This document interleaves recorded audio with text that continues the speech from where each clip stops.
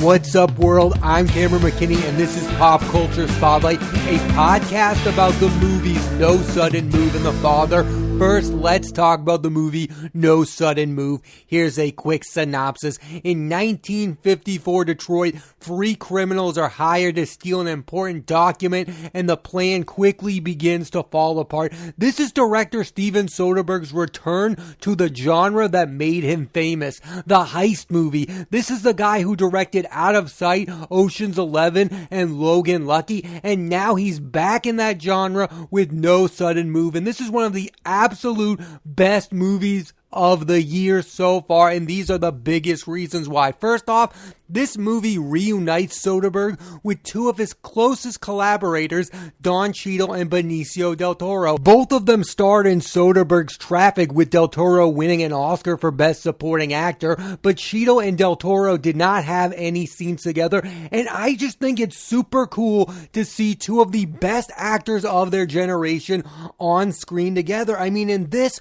Cheadle reminds us he's a great actor. I mean, now he's thought of as the guy who is Iron Man's sidekick, but this is a guy who's been in Out of Sight, Boogie Nights, and the Ocean's trilogy, and with Del Toro, he continues to get better and better as an actor. I loved him recently in Sicario and the miniseries Escape from Dannemora. He's always the most interesting guy on screen. He's great at playing a zany wildcard character like the one in this film and in the movie Snatch. I mean, for me, when you list some of the best actors of the last 25 years, you should mention the names Don Cheadle and Benicio Del Toro. The other main star of this movie is David Harbour, who is best known for playing Hopper on Stranger Things, but this guy has a pretty decent resume when it comes to the movies he's been a part of. I mean, he was in Revolutionary Road with Leonardo DiCaprio, Kate Winslet, and Michael Shannon, End of Watch with Jake Gyllenhaal and Michael Pena, Black Mass with Johnny Depp and Joel Edgerton, Extraction with Chris Hemsworth, and now No Sudden Move.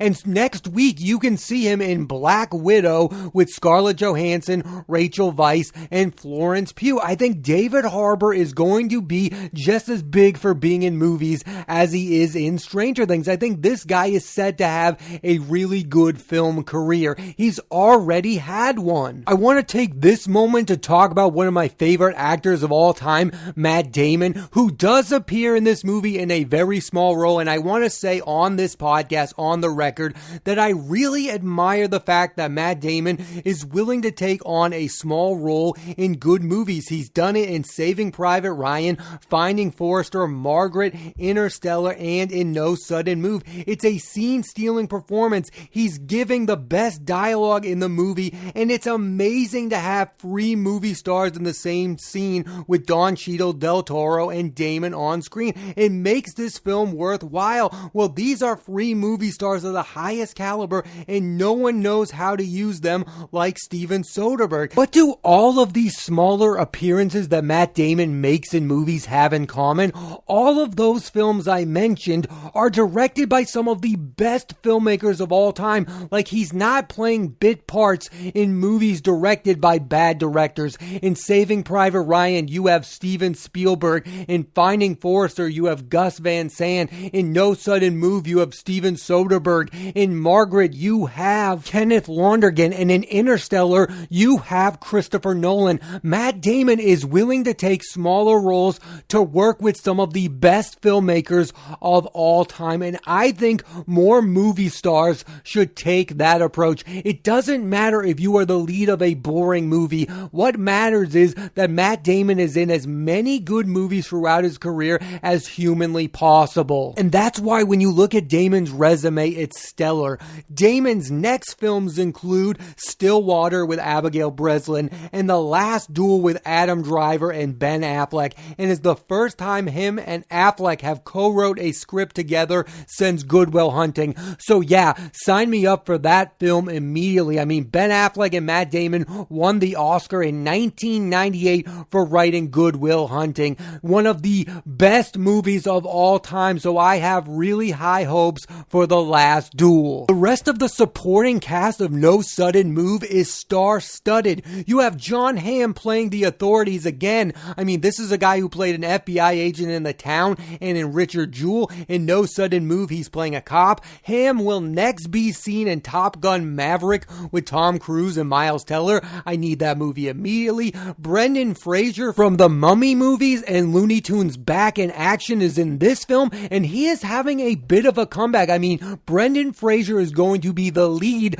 of Darren Aronofsky's next film, The Whale. So I am here for the Brendan Fraser comeback, and I hope he works with as many great directors as humanly possible. Also in this film is Ray Liotta, who's having a bit of a comeback himself with this movie and Noah Baumbach's Marriage Story. You have Amy Simons from The Girlfriend Experience, Kieran Culkin from Succession, Noah Jupe from A Quiet Place and The Undoing, Julia Fox from Uncut Gems, and Frankie Shaw from Smilf and Homecoming. And no other director is better at directing a large ensemble than Steven Soderbergh. I mean, just look at the resume of movies he's directed with a large ensemble cast full of movie stars. First, you have Traffic, which starred Michael Douglas, Catherine Zeta-Jones, Don Cheadle, Benicio Del Toro. Oh yeah, Dennis Quaid is in that movie as well. Then you have Ocean's 11, the ultimate movie star ensemble cast ever. Everyone in that movie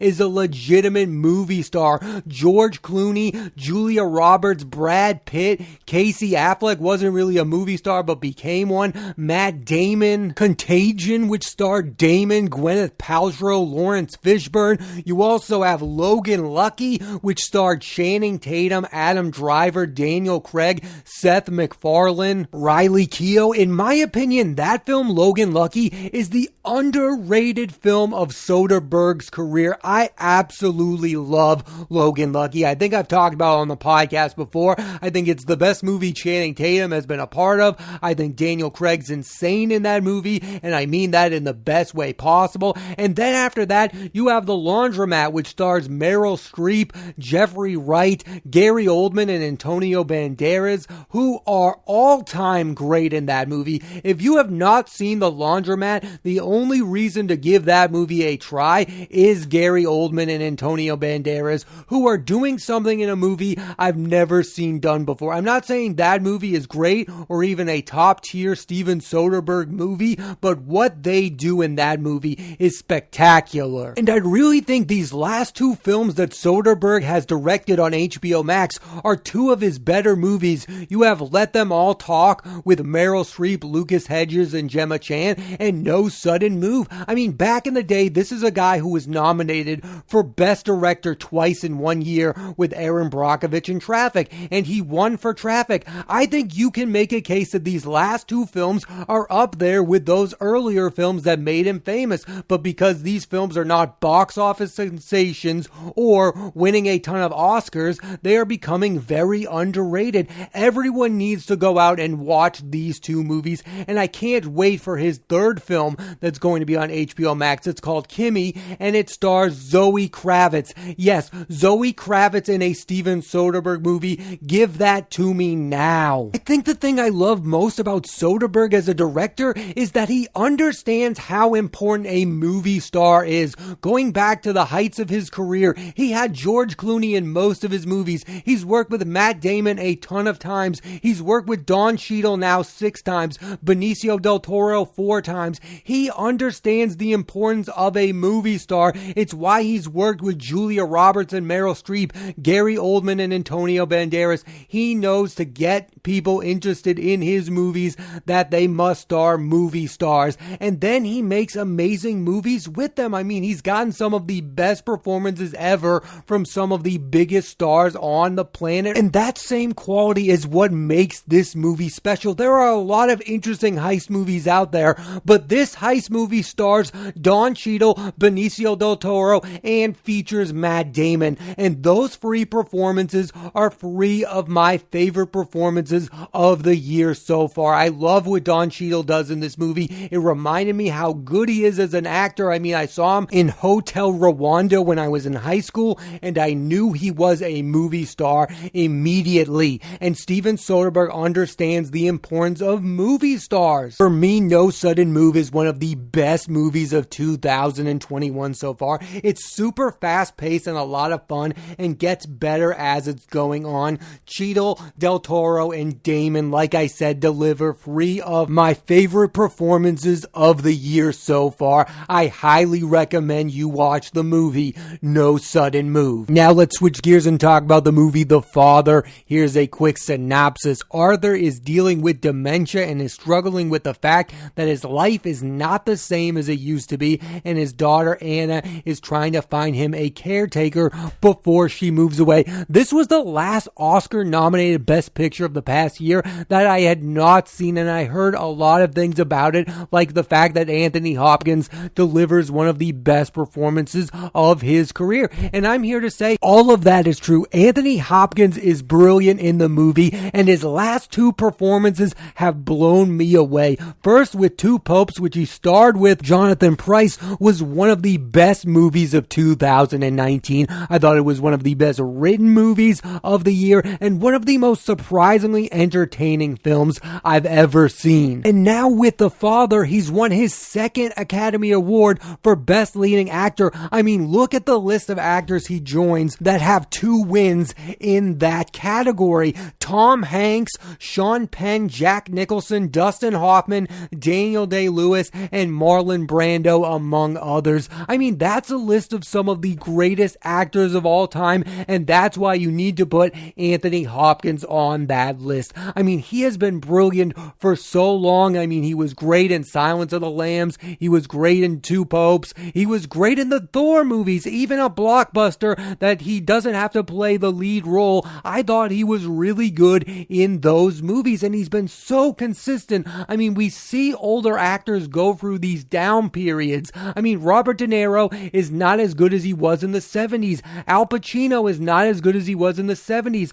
I mean, Anthony Hopkins has been super consistent throughout his career, and I think that's extraordinary. He's never really been in a movie where he was terrible in it. Yes, he's been in some bad movies. Meet Joe Black with him and Brad Pitt is a bad movie, but Anthony Hopkins is far from the biggest problem with that movie. Some of these other actors become not as good as they used to be. I think Anthony Hopkins is as good as he's ever been, and that's an extraordinary thing to say about an 83-year-old actor, that he's been that on top of his game for so long. I also just think there's no other actor like Anthony Hopkins. He's more of a calming presence than some of those other names I listed. Like Daniel Day-Lewis is one of the most intense actors I've ever seen. The same with Sean Penn. When Anthony Hopkins comes on screen, he is a calming presence. He's not Gary Oldman. He's not going to get lost in the character.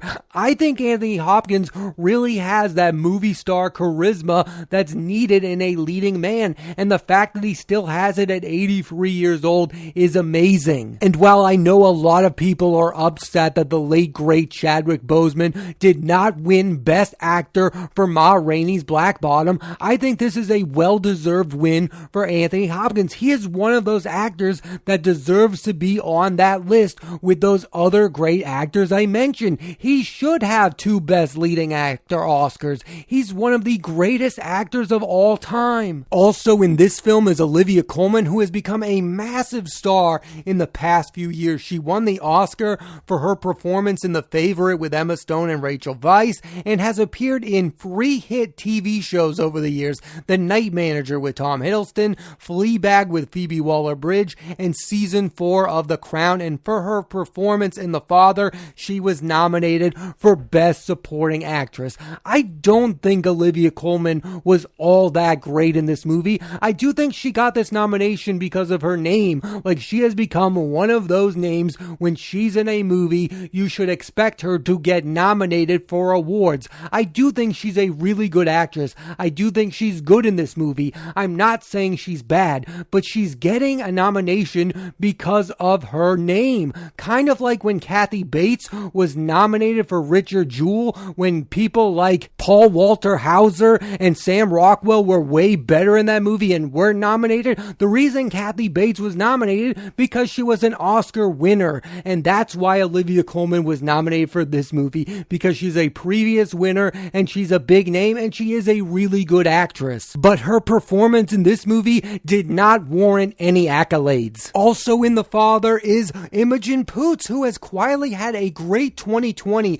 appearing in the HBO miniseries I Know This Much Is True with Mark Ruffalo, and with supporting roles in French Exit with Michelle Pfeiffer and Lucas Hedges. And in The Father, she kind of has a heartbreaking role. Like, I think Imogen Poots is on her way to being a household name. I think one of these movies or one of these performances are going to hit in a big way where you are going to know the name Imogen Poots. I absolutely loved her in the film The Art of Self-Defense with Jesse Eisenberg. I just want Imogen Poots to become a movie star, and I think we are close to that becoming a reality. The Father is an incredible debut for Florian Zeller as a filmmaker. I mean, he not only wrote the film, he directed it and won an Oscar for Best Adapted Screenplay. He adapted his own play, and for his next film, he's adapting his other play, The Son, starring Hugh Jackman and Laura Dern. And what I really like about this movie is that it put the audience in the perspective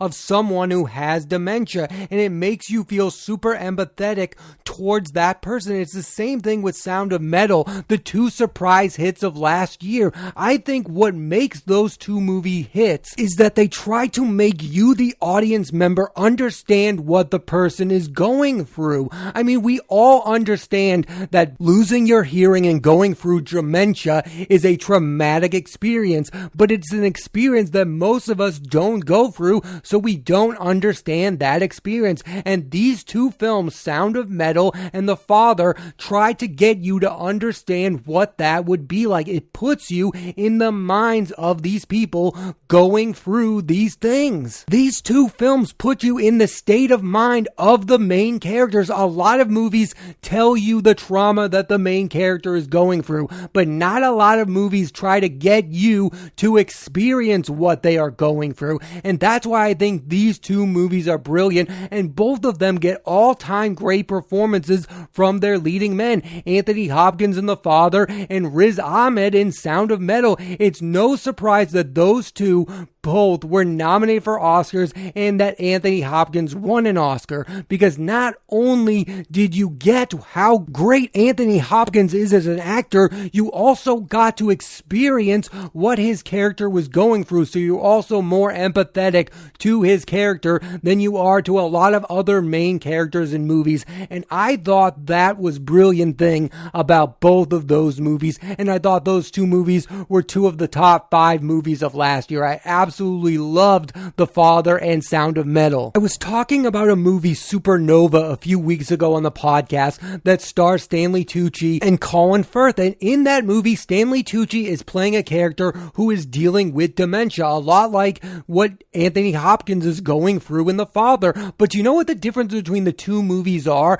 The Father made me feel way more empathetic to its main character. I felt what the character was going through. I felt real bad for that character. I also thought the movie was warmer towards its lead character. I like the conclusion that this movie went towards. I hated the ending of Supernova, even though I do think it's a really good movie. I think it went about things the wrong way, and I think The Father delivered on all those things I wanted Supernova to deliver on. I mean, I don't think The Father is a super upbeat movie either, but I like the conclusion that it came towards for its main character. I thought it was more believable. I thought Supernova tried to be super dramatic in a way that I found unpleasant, if that made any sense. I think The Father is a superior movie, even though Supernova might have just as good, if not better, performances from its two characters